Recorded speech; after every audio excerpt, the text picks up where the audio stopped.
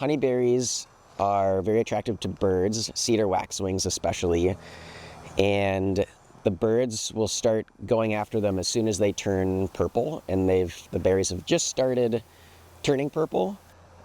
So yeah, we need to keep the cedar waxwings and other birds off of them.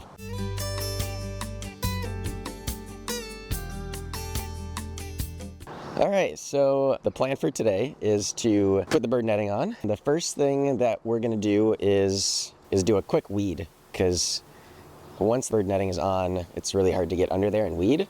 So I've got some soil knives and trowels and stuff, and there's not much there, but it'd be great to just real quick go through and clean it up.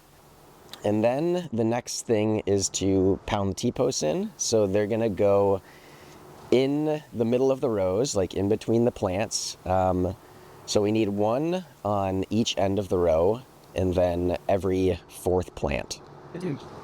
Right? So every 16 feet. And then once the T-posts are in, we're gonna put up these wooden supports. And I'll just demonstrate here what that's gonna look like. That's how it goes. And right, the netting's just gonna sit on top of it. But yeah, before we put the netting on, we'll run this sisal twine through the holes, going all the way down the whole row. Cool. Good. And that will help to hold the netting up on either side. Yeah, because our netting is 17 feet wide. Okay. So the horizontal piece up here is 4 feet.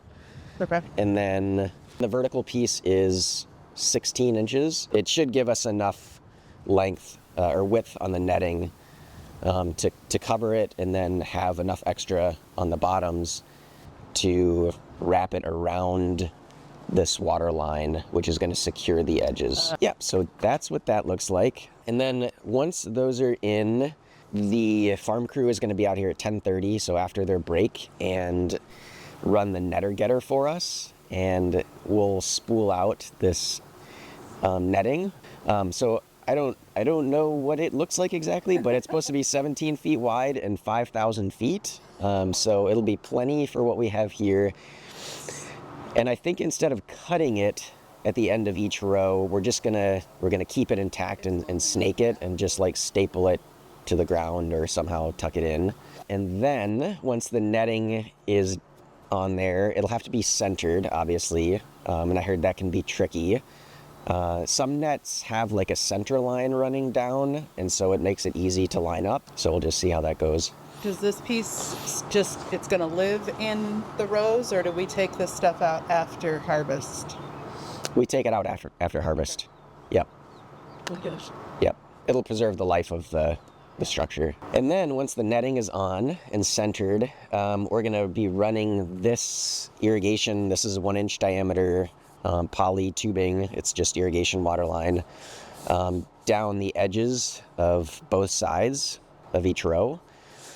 And we're going to fill it with water. And my hope is that it's going to straighten out enough and provide enough weight on the edges so that the birds can't lift it up and get in. I've got a bucket of 6-inch landscape staples that we can use to staple it in place. And then all kinds of fittings here. So these are end caps to keep the water in. And then we'll probably have to splice a few pieces together. So I've got these connectors. And then to hold the water pipe in place, we'll fold the netting over itself. And I have these clips here that we'll just clip the net to itself every 5 feet, I think it is.